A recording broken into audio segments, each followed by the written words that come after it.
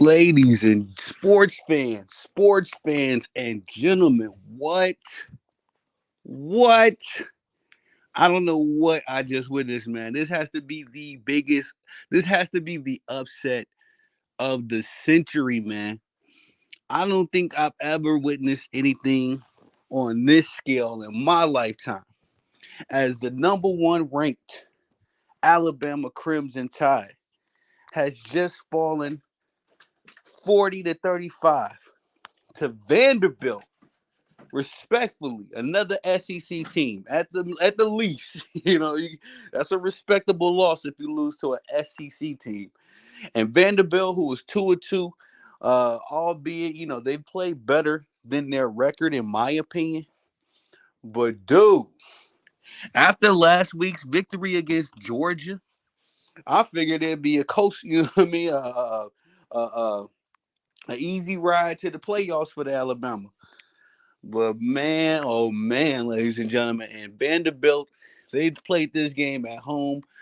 I think every kid that is registered to that school is on the field right now as they are having a party, man. They're going to probably be there until the wee hours of the morning, man. This is the biggest upset I think I've witnessed in my lifetime. But ladies and gentlemen, if y'all don't mind, it is Tony the Savant. Please like the video, share the video, hit the notification bell so you can be notified when I'm dropping content and going live on the channel as well. If you have not already, please subscribe to the channel as I drop content daily, go live daily, stay very busy on the platform. And last but not least, please leave your thoughts and opinions in the comment section as I'm always intrigued to hear what y'all have to say about college football. And yes, ladies and gentlemen, you heard it right. If you read the uh if you read the title of this video, Alabama. Hold on, I'm sorry, hold on. Yo. Okay, I'm sorry about that. Somebody was calling me. Uh yeah, man, Alabama has just fallen to Vanderbilt. Lowly Vanderbilt, man. And they had a good comeback victory earlier this season against Virginia Tech. And I thought, Vandy was going to be one of those teams that I watched out for, but I did not see this coming. I thought that it was going to be rolled this game. Because Alabama, they started off hot against Georgia last week, and they kind of cooled down in the second half. But dude, let's look at these numbers real quick. Hold on, y'all. I'm trying to turn to this Yankees and Royals game real quick so I can see what's going on over there as we got some MLB playoffs to talk about a little later this evening. But shout out to the Vanderbilt, man. Shout out to Vandy. They did their thing this game. Oh, shit, I forgot. My Michigan and Washington are playing tonight too. Okay, that should be a goodie. See if Michigan can get some offense going on over there. Uh, Hold on 1 second, y'all. Sorry for the hold up. Just trying to find this Yankees. We'll find it. We'll find that game. I think the Yankees and the Royals game just kicked off. I seen it was like 3-2. But yeah, man, Alabama. And we all know this 12 game format. Uh, we all know the 12 team format. Excuse me. It's gonna, still allow for one loss teams, maybe even two lost teams to still squeeze into the playoffs. But again, man, this is the upset of the century. As Alabama was supposed to roll over these guys respectfully. You never want to overlook an opponent for real. But oh man, I did not see this coming. I'm gonna say that, and I can't. Okay, all right, whatever. I can't find the Yankees in the Royals game. Guess it's gonna be Georgia Tech and Duke. It is. But yeah, ladies and gentlemen, real quick, I'm gonna deep dive into this game a little bit later. But I just really wanted to go over some basic stuff that went down in this game. Diego Pavia, I think my boy name is, man, he gonna need a Heisman vote, bro.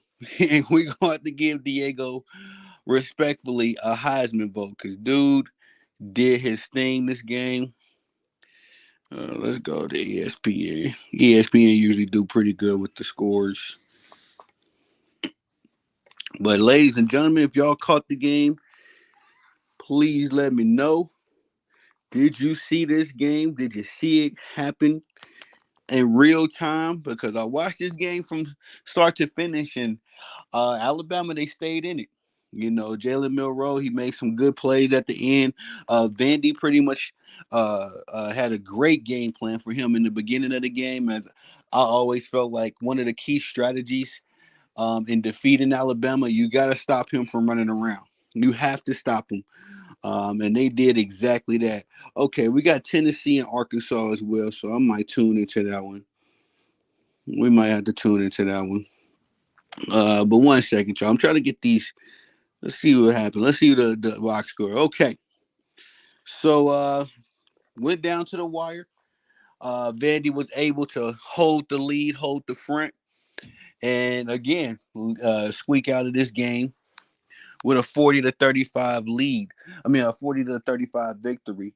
Alabama, Jalen Milroe, man, he got to get a little bit better at throwing this ball, in my opinion.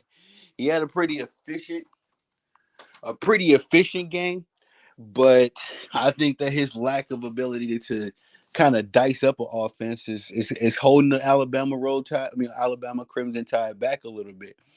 But he went 19-25 in this game, 312 yards, one touchdown score, and one interception. For the receivers, he had Jam Miller. He had a pretty decent game last week. He had 5 receptions for 45 yards and 2 touchdowns. Ryan Williams, what? Oh, no, this is rushing. Y'all. I'm sorry. I'm going to say no, sir, to Ryan Williams. Only had 1 yard, one catch for 2 yards. But this is rushing. Jam Miller rushed 5 times, 45 yards, 2 scores on the ground. Justice Haynes, 6 rushes for him, 23 yards on the ground. Jalen Monroe absolutely stifled, as one of his specialties is being a mobile quarterback. All the way up until this point, he's had 2 touchdowns on the ground, 2 touchdowns in the air, as well as I believe 100 yards passing in addition to 100 yards rushing. But the Commodores were very stingy on defense, man. They did not allow that to happen at all. They completely stonewall Jalen Milroe, which in turn stonewalled the offense. Ryan Williams, the young 17-year-old prodigy, he had a touchdown score this game on a big highlight pass, 58 yards. But the rest of the game, what was this? 60-22. So he had 24 yards outside of that and 2 receptions outside of his one big play that led to a touchdown. Great defense by the Commodores. Let's see what happened on the defensive side of the ball. Fumbles. Jalen Milroe did have that one fumble, I recall. I do recall that. Clean game for the Commodores. No sacks, no interceptions for the Crimson Tide. And again, on the other side of the football, Diego Pavia. He needs to be in the Heisman race, bro. I know that's cap. I know I'm probably living in the moment, but let's call a spade a spade. This dude has at least 2 games I've watched of the Vanderbilt Commodores where he single-handedly, rallied his troops and was able to get them to a victory. They had an upset victory over the Virginia Tech. Forget Virginia Tech. I'm kind of the name of the team is escaping me. Hokies. Anyway, Virginia Tech, they had a big comeback win against them earlier this season. I think that was week 1. But Diego Pavia went 16 of 20 from the field in the air, 252 yards, 2 touchdown scores. He also ran the ball 20 times for 56 yards on the ground. Cedric Alexander pitched in 21 carries for 64 yards. 2 touchdowns for Cedric as well. Junior Sherrill had 2 catches, 45 yards for a touchdown. Eli Stowers, 6 receptions, 113 yards for him on a big 33-yard catch as well. Had a big play. Cameron Johnson, 1 catch, 6 yards, a touchdown. And who got this interception? I can't recall. It was Randon Fontanet.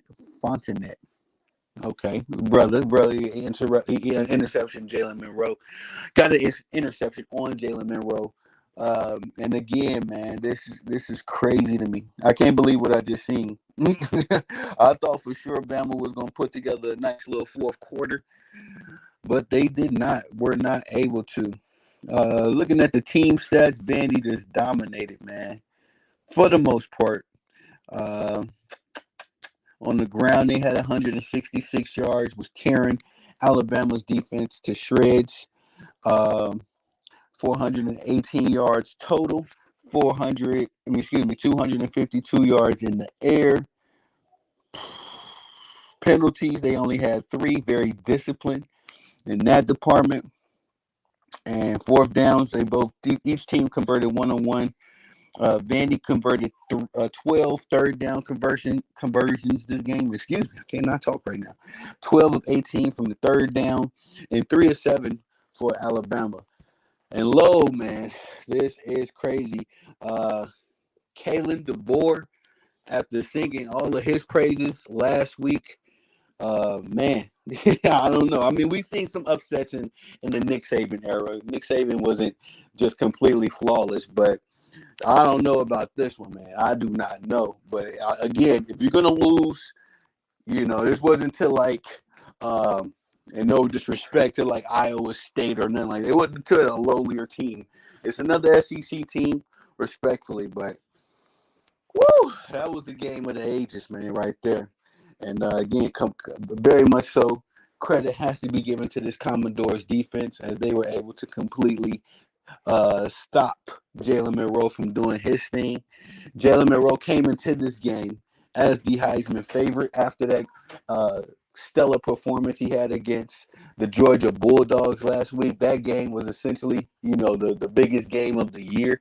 I don't think anybody will argue about that. And so, after his epic performance, everybody had him as the Heisman favorite. And also, I believe Alabama, they had a 64-3 record against opponents when they were ranked number 1, which is crazy.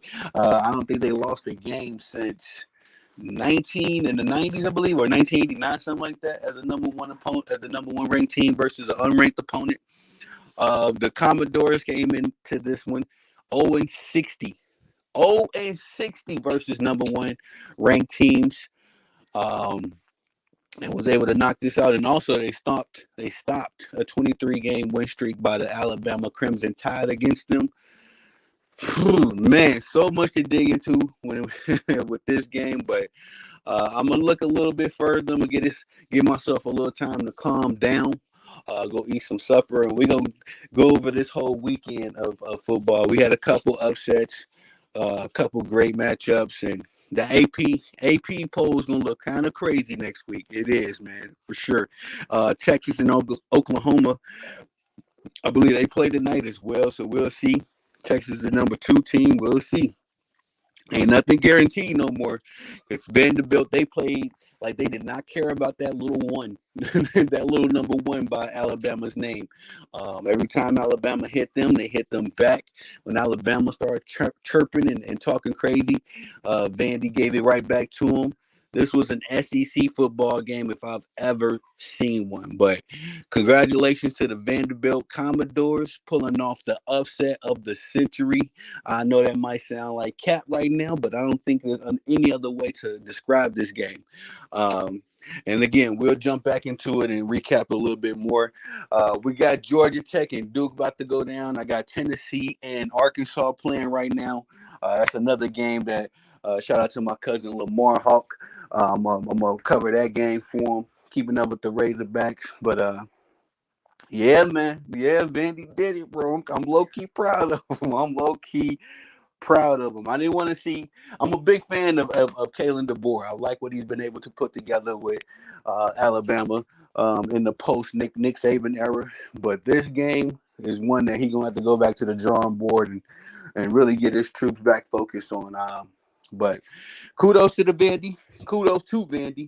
Let me do my work, y'all, and we're gonna recap not just this game, but the entire Saturday of football. Hopefully, I can get back live tonight. We'll see what happens because I got some other projects in the work. But if I can, we're gonna recap this game for sure. Um, but man, it is Tony the Savant. On my way out, please like the video, share the video, hit the notification bell so you can be notified when I'm dropping content and going live on the channel. Do forgive your boy. I'm super excited because I can't believe what I see. I cannot believe. I'm still in a bit of shock. Um, and also, if you haven't subscribed to the channel as I drop content daily, go live daily. Stay busy on the platform. Leave your thoughts and opinions in the comment section as well. I thank everybody for the love and support. I am Tony the Savant. Peace.